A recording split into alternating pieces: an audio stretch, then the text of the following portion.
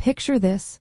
You are exploring the breathtaking landscapes or charming city streets of Ireland, feeling adventurous, but suddenly you realize your map app has lost signal, and you are not quite sure where to go next. What do you do? Asking for directions simply in Ireland comes down to being polite, clear, and ready to engage with the friendly locals. The core idea is to start with a friendly greeting, state your need directly, and listen for landmarks or simple instructions.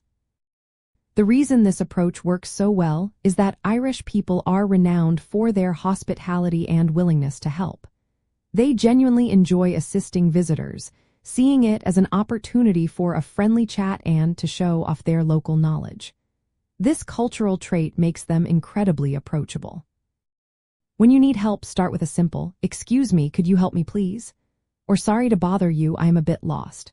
Clearly state where you are trying to go. For example, "I am looking for the Dublin Castle, walking from Grafton Street." Mention if you are on foot or driving, as this can influence the directions given. Listen carefully to their response, and if anything isn't clear, politely ask for clarification, perhaps by repeating part of their instructions. Always remember to offer a genuine, "Thank you so much for your help" afterwards. An insider tip: Irish directions often involve landmarks more than exact street names, so pay attention to phrases like "turn at the pub with the red door" or "just past the old church." Sometimes, a helpful local might even walk a short distance with you to ensure you are on the right path. Do not be surprised if a quick question turns into a lovely, memorable conversation about your travels.